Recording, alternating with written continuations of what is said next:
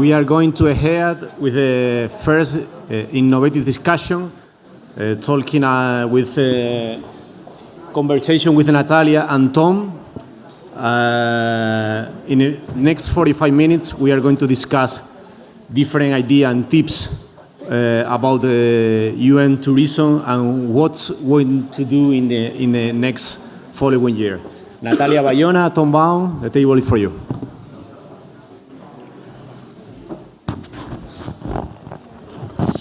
So good, colleagues.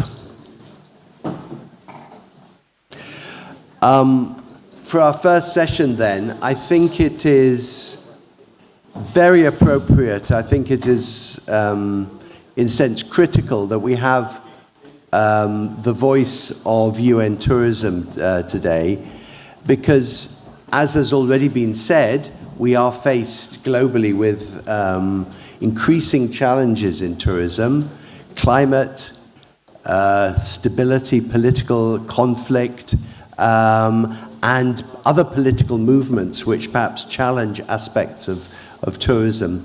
So it's ever more important that we actually speak internationally with one voice for tourism, and UN tourism provides that mouthpiece, provides us with that opportunity to come together to have a collective view about the future of tourism. So it's really exciting that we have the opportunity to listen to Natalia talking about tourism, talking about the tourism innovation, and the future from a UN tourism point of view. Natalia, it's all yours. Thank you so much again. So basically, my vision about the future of tourism, I cannot say nothing different rather than innovation, because that's part of the career that I have built inside UN tourism. So when I was invited to share with you our vision, of course we need to understand first of all, where is Spain? No? So Spain, of course, is a global leader, and we can see here that the numbers speaks by themselves. So first of all, the international arrivals have been growing. We have seen the projections that we have in UN tourism is that we will, of course, reach more numbers than before the pandemic. We will grow 2% more. Today, we have 1.3 billion tourists, $1.7 trillion when it comes to exports, and 3% is the GDP contribution of tourism in the economy. And when we see the composition of the regions, of course, by far, Europe is the leader with 54% of the concentration of tourism. Then we see that Asia and the Pacific with 18%, then the Americas 15%, then the Middle East 7%, and then Africa. So with this said, of course, as I was mentioning in the introductory remarks, we have here the commitment and of course the opportunity to create the rules and the way we can lead by example in the sector. In Spain, of course, by far, you can see it in the newspapers. Tourism is going pretty well. 85 million tourists arrived. And basically, there's a full recovery of the sector, surpassing 2% of pre-pandemic levels. And 14 million correspond to the Canary Islands. So at the end of the day, of course, we need to mix this with the expenditure and, of course, with the impact of the tourist in the destinations. So $92 billion were accounted thanks to the expenditure in tourism in the last year. And when it comes to the ranking, the competitiveness ranking that the World Economic Forum creates every year, we see again that Spain is leading the way. So Spain is number 2 when it comes to tourism arrivals, is number 3 when it comes to competitiveness. So first one is Japan, second one is the US, third is Spain, fourth is France. So when we see the numbers, of course, the country is a true leader. And when it comes to investments, so when it comes to inward foreign direct investments, what I was mentioning, in the last years, 141 new projects have been established. So we see new projects in Marbella, we see the luxury hotels establishing in Madrid, we see new strategic projects in different regions. So at the end of the day, the economy is moving thanks to tourism, and 37% of the investments goes to accommodation. That's good. Why? The normal number is that more than in the world, when you see the investments in the world, 80% of the investments in the world goes to hotel infrastructure.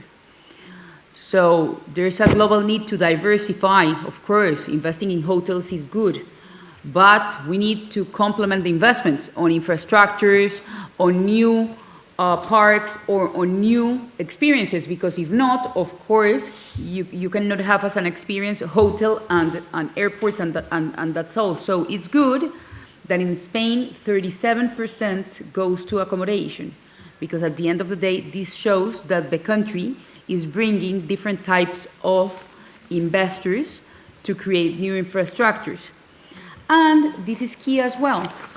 Spain as an investor in tourism. So, of course, when we see, we need to be proud of the tourism sector here, of the private sector, of the hotel sector. They have been leading the way. And when it comes to Spain as an international investor in tourism, this is crucial. I was saying that the country received 141 international investors, but Spain is investing in 231 projects outside Spain to develop tourism in different regions. $18 billion is the private equity investments that this country is moving in tourism, expecting to create 48,000 new jobs, and 55% of these investments are focused in hotels. And of course, this is current because, as you know, the strongest touristic hotel chains are here. So I give you an example that was really good for me. We were in Albania in the UN Tourism Regional Commission for Europe, and we were with the Vice President of International Development of Meliá. And we had there an investment forum, and I told him, so after Spain, what is like the top destination for Meliá to invest? And of course, I thought that the easy question was Latin America. And he told me, no, to us, the most important investment today is Albania. And I looked at him and I was like, why? And he told me, no, because part of the vision of our group is to invest in emerging destinations that are not the normal ones in order to help the destinations to grow. And then when you talk to Rio, to give another example, their focus is in Cabo Verde. And when you talk to Meliá as well again, and you talk about sustainability, the example of sustainability for them in terms of hotels is the Meliá in Tanzania. So that's good, because at the end of the day you see, and when you talk, of course I can keep talking here about all the brands. When you go to Iberoestar and you go and talk to Sabina, and the CEO, she speaks about Jamaica. So that's nice, because at the end of the day, this is about, tourism is about cooperation, and the numbers are there. Investments are crucial so that the Spanish private sector is investing abroad, exporting the Spanish model, and piloting new things in emerging destinations is good, because it's positioning Spain in another scope that is different from the typical sand and beach and for the typical and traditional tourism sector. So as I was mentioning, the top destinations of the Spanish investments are Mexico, Portugal, and the US. So that's incredible. So this is where we are, no? Of course, when we speak, and on all of us, when we work in tourism, of course, we are addressing common challenges. As I was mentioning before, this is not the challenge of the Canary Islands only. We have the challenge of over-tourism in the world. We have community engagement as a challenge as well. And of course, sustainability. And when we speak about sustainability, it's not only about the environment, it's social sustainability, economic sustainability, and of course, preserving the environment. So, for instance, of course, between 2022 and 2023, the short-term rentals rose 25% in the Canary Islands. So, of course, when the newspapers and our colleagues from the media ask me as a person, as a leader, how do I envision this? To me, it's really easy.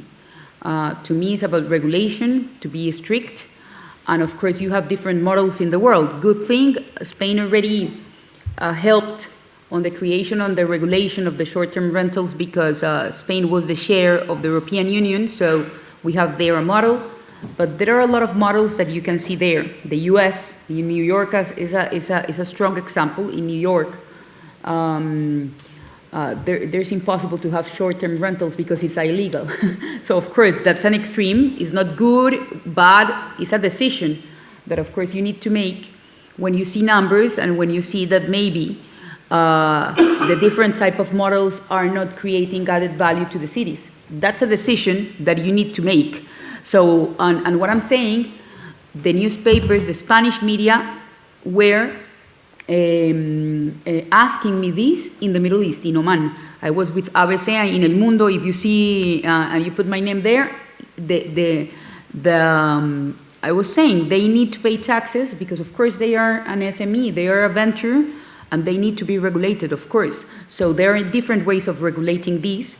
There's no one exact and precise solution, but from regulating the number of nights that they are able to provide, to share data, for example. Part of my surprises is that, if, for example, in the Balkans, they don't share data with the government, so that's a must. At the end of the day, you are an entrepreneur. So I see that, of course, part of the solution goes through innovation. Part of those challenges of how to regulate over-tourism goes to regulation. I hope this is Colombian. So open innovation today is here to stay. And yesterday, for example, I was with the CEO of Ilunion, that all of you know, that is an example of inclusiveness in terms of hotel infrastructure.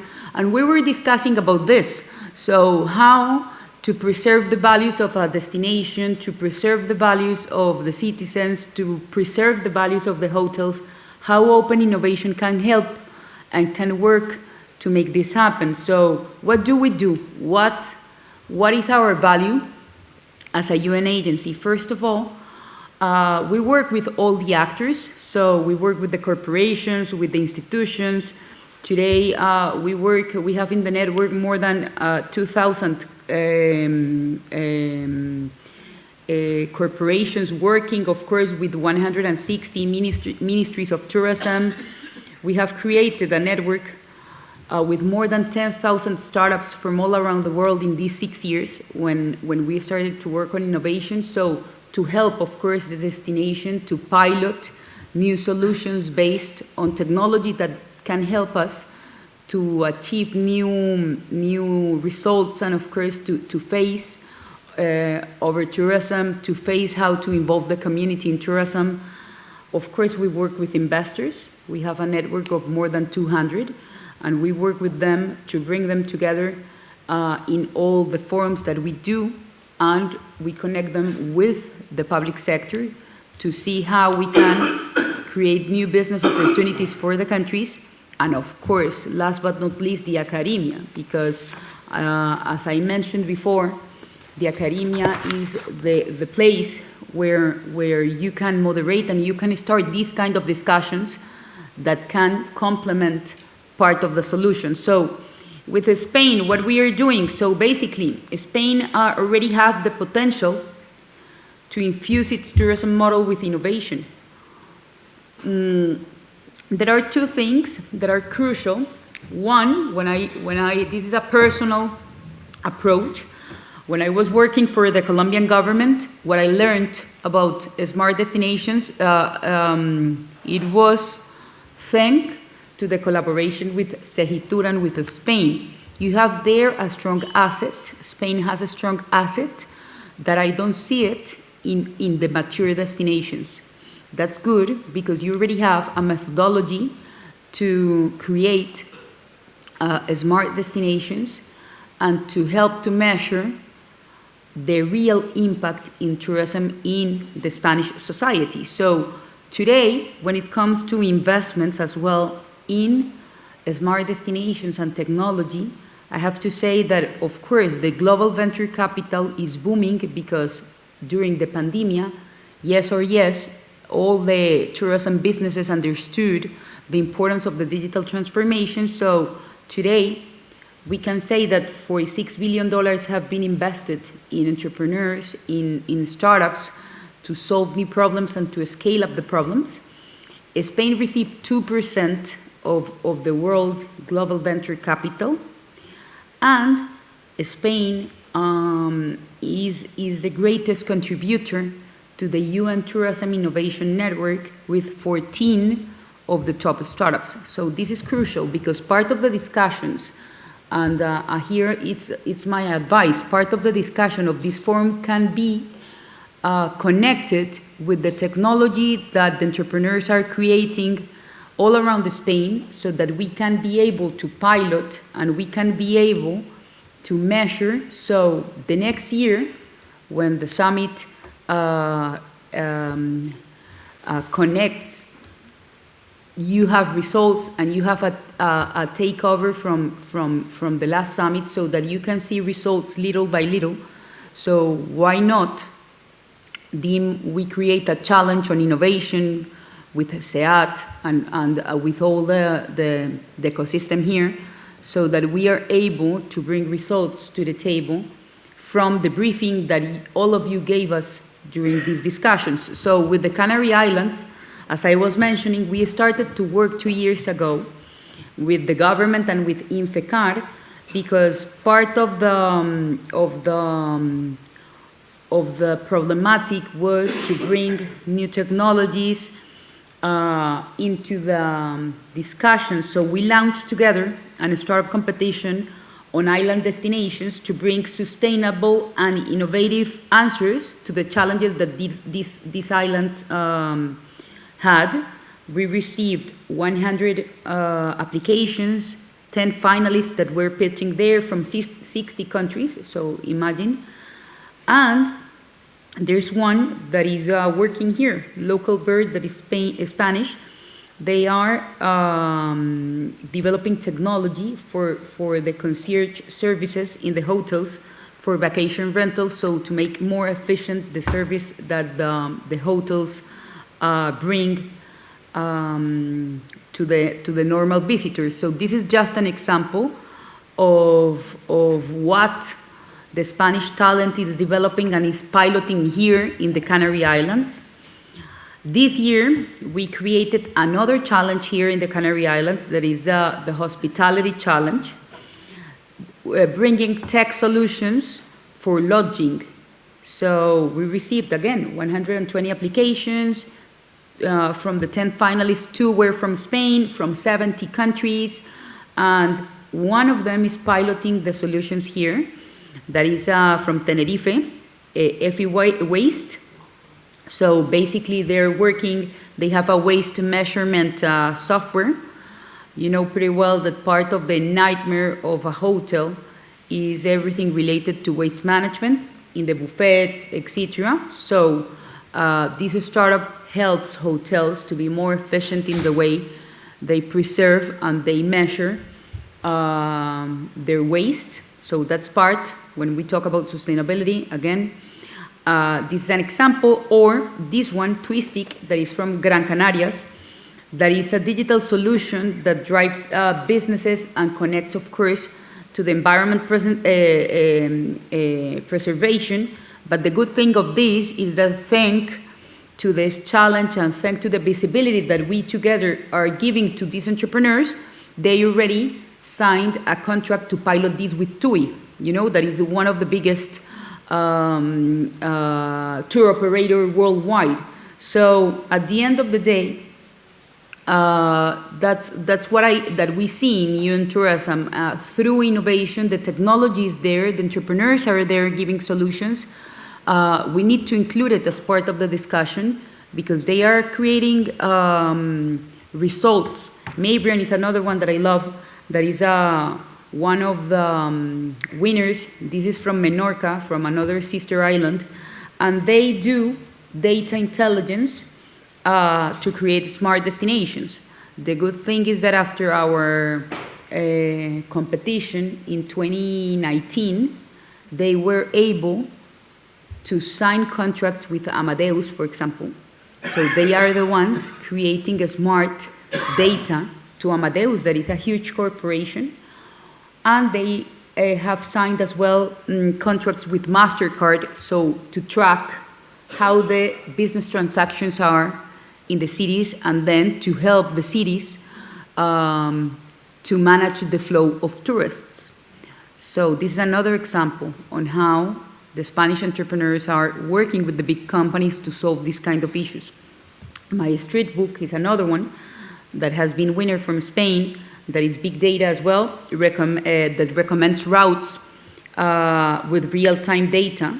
So they're working with more than 180 destinations to solve the problems on how to disperse the people so that you are not overcrowding the same touristic hotspots.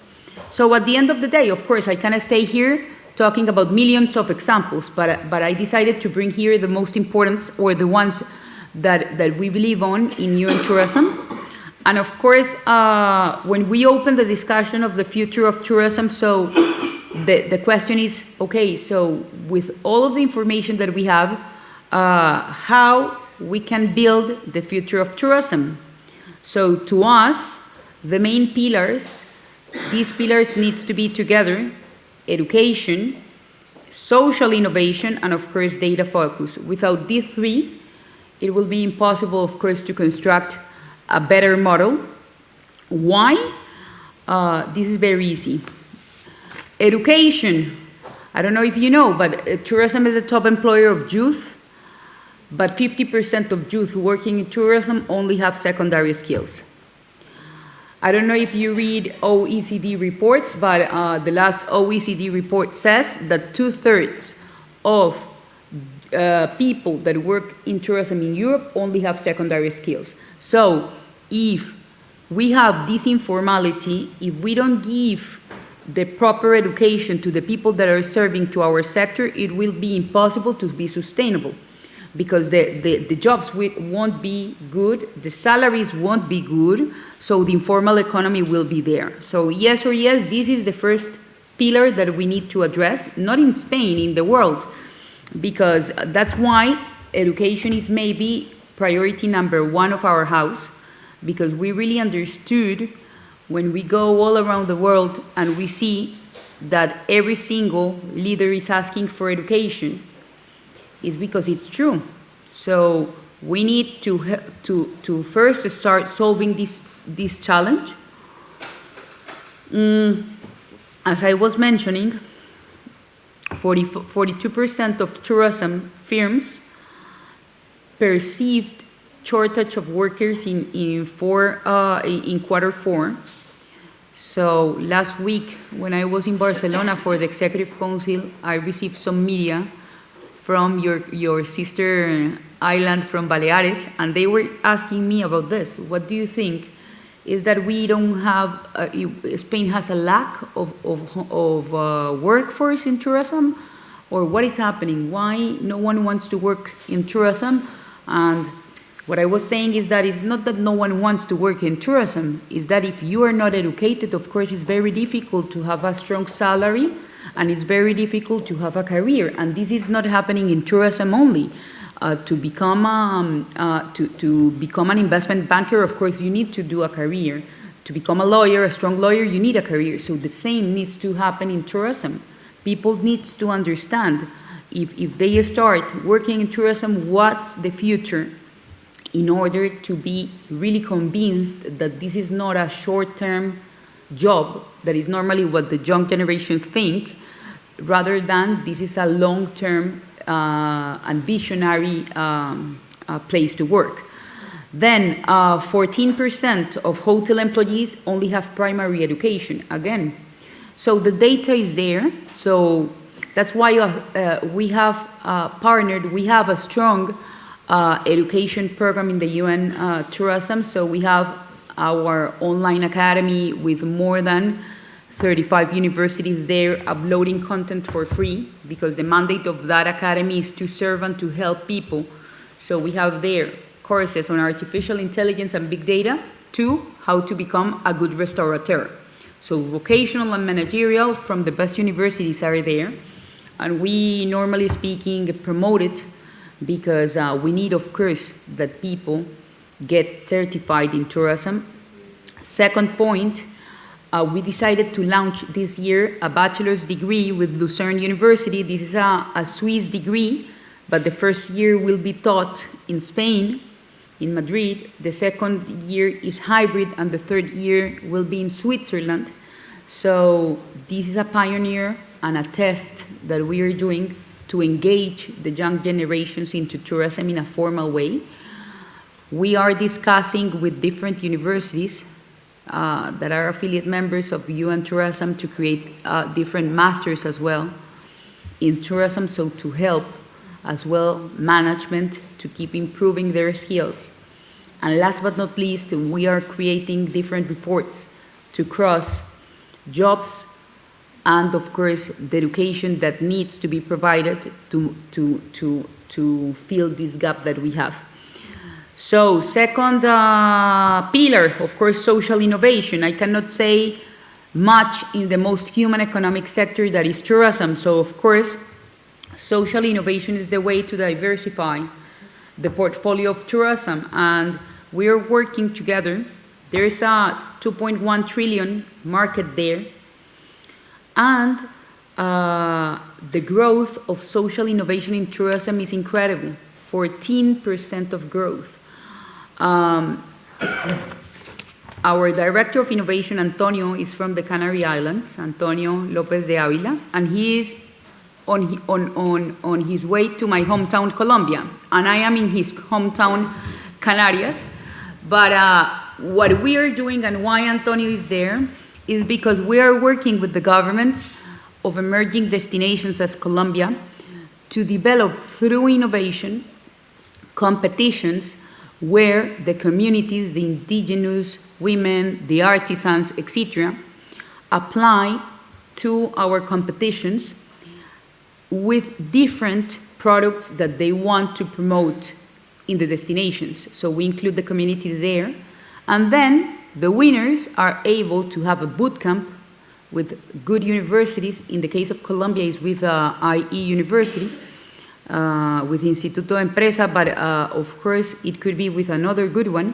And then the idea is to help those communities to create a formal SME so that the communities become part of tourism and that of course gets a strong benefit from it.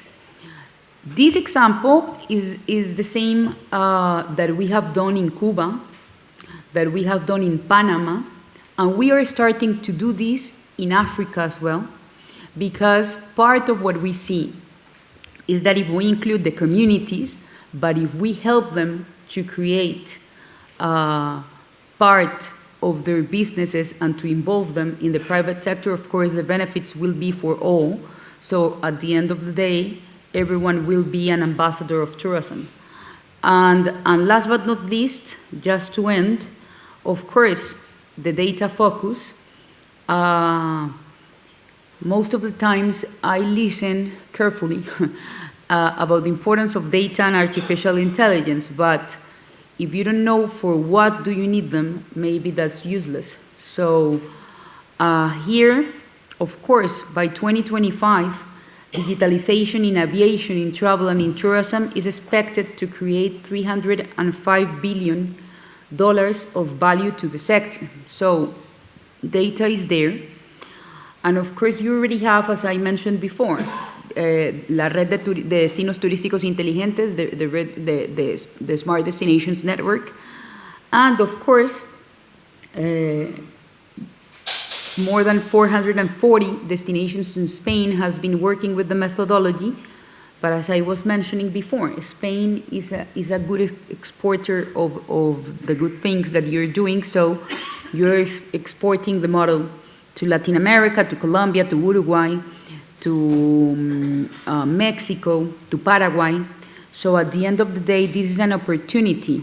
So here, our advice is to use what you already have, because Tenerife and the Canary Islands already have a model. You already have a model on sustainability. So let's work on that, and let's see how we can improve it, and how we can create new measure and new metrics to help on the measurement of the real impact of tourism when it comes to jobs, when it comes to the community engagement, when it comes to the benefits on education, when it comes to the benefits on investments, because at the end of the day, tourism is not only about the number of visitors.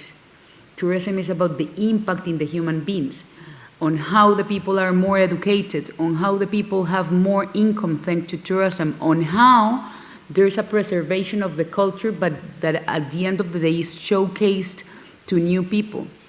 So it's a good window to be promoted. And just to end, of course, Spain is a global leader in tourism, and of course is a global leader in tourism innovation. So today, Spain is attracting Europe entrepreneurship models, and Spain is part of that attraction. So at the end of the day, we see different hubs. We see Malaga, we see Andalusia, then we see Valencia, we see, of course, Madrid, we see San Sebastián in terms of gastronomy, and we see that in the Canary Islands, there's a good composition of private investments, social cohesion, and of course, a smart destination. So my final message to you is to keep working together, and of course to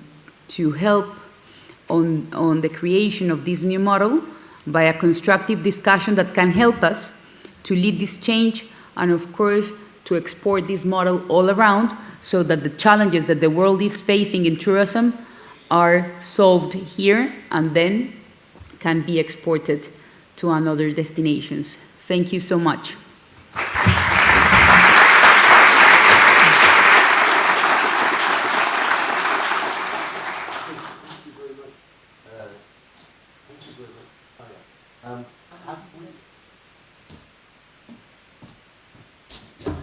So thank you very much for that wide-ranging discussion. Do we have time for a small number of questions, if there are any from the audience?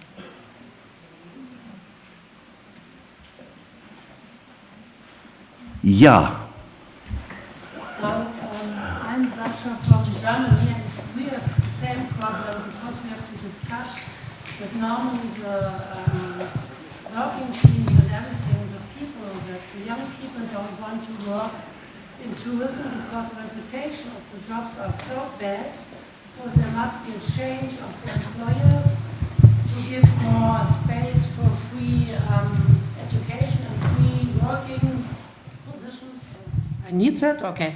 So again, in Germany we have the same problem, that the young people that are now thinking that are working to live, other thinking than our generation who lived for work, that the reputation of the jobs in tourism, for example, restaurants, hotels, and so I'm a hospitality member as well, has to be changed, the reputation has to be improved, that people want to work in tourism and restaurants because it's a bad reputation of working time, salary, and as you told, the career, so there must be a change in advertise for this wonderful job in tourism, I think. That's another important challenge.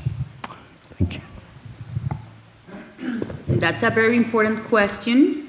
I have to say that when you see a Google report during the last General Assembly in Uzbekistan, I presented like the vision with a deep scope on where is tourism. And you know that when you see the report of Google, the report of jobs, and you see what are the common careers that young generations search, the first one is medicine, the second one is nursing, and the third one is law.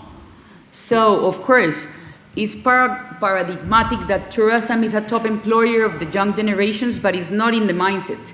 So that's part of the positioning, and that's part of our job, of the sector's job, to promote and position the sector as an added value sector. Because the vision today of the young generations is that tourism is a short term profession. So normally speaking, they go into gastronomy or to hospitality to learn, but then they jump into another business or to a startup that does another thing. So part of the challenge that we have is to work together to position the sector as an economic sector, that people understand that this is a sector that brings added value jobs, that brings investments, that 13% of the GDP in Spain is thanks to tourism, that in Germany, part of the history of the Berlin can be taught thanks to tourism. So just to give an example, or if you're doing in Messe a lot of trade shows, that's part of business tourism, so that this is helping the economy to grow and to evolve. So one part is the education part. So to include, we have a program that is called the Education Toolkit. That is a program we partnered with the three more global education methodologies, with Cambridge for the British education, with the American education, and with the Swiss education, IB, the International Baccalaureate. And we have their methodologies and their books to include tourism as a subject in high schools, so that in the last 2 years of high schools, the teenagers are able to understand tourism as an economic sector, because that's part of the problem. I didn't speak about that, but if we see the chain, we need to start from the high schools, so including tourism as a subject. So to be honest with you, I didn't study tourism. You know, I studied government and international relations, and I didn't, I studied in the US, and I didn't knew anything about tourism as part of diplomacy or as part of an economic sector. When I was studying in Colombia, I didn't have as well. But it's not only my case, it's the case of all, maybe 90% of this auditorium, because of course tourism is not mandatory today. So if you want to study economics in the school, you know pretty well your flow. Or if you want to be a lawyer, or if you want to study engineering, you know pretty well the flow. You need to go through mathematics, statistics, etc. But when no one tells you about humanities, and no one tells you about tourism. So that's part of what we are doing in UN Tourism. So we are working with different governments, with Croatia, for example, implementing tourism as a subject in Croatia. In Latin America, we are doing so in Jamaica with the British system, in Colombia with the IB system, in Africa as well, because that's, of course, the starting point, to include tourism as a subject in high schools. Then, of course, what I was mentioning is a part of education, is a part of communications and positioning. Because if we don't positioning as well, of course it's impossible to bring here people from investment banking or from law to work here in tourism, you know? Thank you. We have one more, I think one more question before we move on. Thank you very much. First of all, thank you very much for the presentation, Natalia. I have a question for you regardless your relation with the unions, because we see that, let's say, innovation and digitalization is part of our business actually, so we need to be in front and looking into the future. But we see that actually the labor regulation in Spain or in the Canaries is very strict in order to create new positions that are probably more adapted to the new technologies and to the new roles that will be a little bit more sexy for the younger generation. So, for example, we cannot create some mix of positions, I don't know, mixing lifeguard with, I don't know, pool concierge, for example. So this is not legally permitted. I don't know if you have been able to develop any type of conversations with the unions about the need that we have to modernize these type of rules. Unfortunately, no, because of course we don't have the mandate of regulation. But what we see, of course, you're totally right. When you see in the ministries of labor of different countries, there's no one standard of what's tourism. So, as you said, a firefighter is part of the tourism sector in some countries, or why not a pilot, for example, from air and transport is part of tourism. So today, there's no common structure on the jobs in tourism. So it's the country's national, strategy, or the country's national regulation is the one that states. So of course you cannot compare Spain with France or with the US because it has nothing to do the way the governments distribute the people and how they are employed. So that's why it's very difficult to measure jobs in tourism, because there's no standard, Okay, thank you very much. Thank you, Natalia, for a very useful start to our discussions at the conference. Thank you.